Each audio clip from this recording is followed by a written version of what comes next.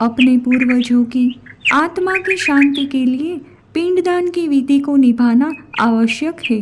मृत्यु के बाद आत्मा की शांति के लिए श्राद्ध में ब्राह्मणों को भोजन कराते हैं, क्योंकि ऐसी मान्यता है कि हमारे पूर्वज श्राद्ध में ब्राह्मणों के रूप में भोजन करने आते हैं और इससे आत्मा को तृप्ति मिलती है। इसी वृत्तांत से जुड़ा हुआ है हमारा आज का ये वीडियो। तो चलिए आगे बढ़ते हैं वीडियो की ओर। वाल्मीकि रामायण के अनुसार त्रेता युग में भगवान विष्णु और देवी माँ लक्ष्मी के अवतार राम और सीता राजा दशरथ की मृत्यु के पश्चात पिंडदान हेतु बिहार स्थित बोध गया पहुँचे थे। लेकिन उस समय कुछ ऐसी घटना घटी कि सीता माता को 4 लोगों को श्राप देना पड़ा और सीता माता के श्राप का प्रभाव उन चारों लोगों के ऊपर आज तक है। इतना ही नहीं, वो चाहकर भी इस श्राप से मुक्ति नहीं पा सकते हैं। तो फिर आखिर ऐसा क्या हुआ था कि माता सीता ने श्राप दिया था? तो चलिए जानते हैं विस्तार से माता सीता के द्वारा दिए गए श्राप के रहस्य को। बोध गया पहुंचने के पश्चात राम और लक्ष्मण राजा दशरथ के पिंडदान हेतु सामग्री लेने के लिए गए, लेकिन दोनों भाइयों को आने में विलंब होने लगा और पिंडदान का समय भी निकला जा रहा है।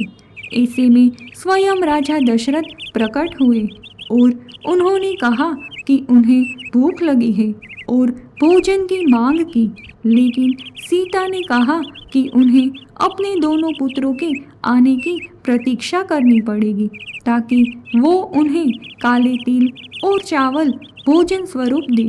परंतु राजा दशरथ ने प्रतीक्षा करने से मना कर दिया और सीता माता से फल्गु नदी के किनारे पिंड बनाकर पिंडदान करने को कहा।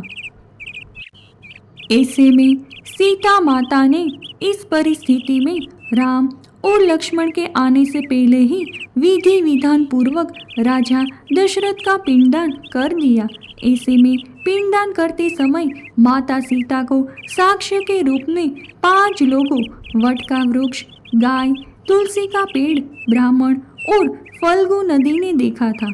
इसके बाद जब राम लक्ष्मण वापस आए और पिंडदान के बारे में पूछा तो सीता माता ने समय की मांग बताते हुए कहा कि उन्होंने पिंडदान विधि विधान पूर्वक कर दिया है और साक्ष्य के रूप में इन 5 लोगों से पूछने को कहा, लेकिन सिर्फ वट वृक्ष के अलावा सभी ने झूठ बोला और कहा कि सीता माता ने पिंडदान नहीं किया है।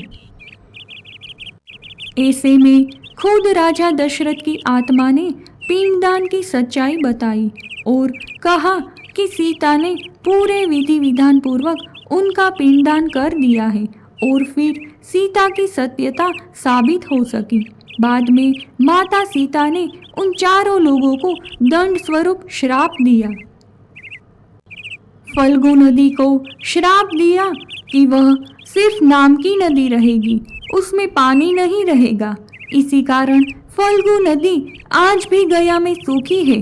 गाय को श्राप दिया कि गाय पूजनीय होकर भी सिर्फ उसके पिछले हिस्से की पूजा ही की जाएगी और गाय को खाने के लिए दर बदर भटकना पड़ेगा और उसे लोगों के जूठन भोजन ही करने पड़ेंगे।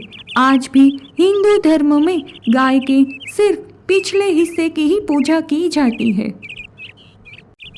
माता सीता ने ब्राह्मण को कभी भी संतुष्ट न होने और कितना भी मिले उसकी दरिद्रता हमेशा बनी रहेगी का श्राप दिया।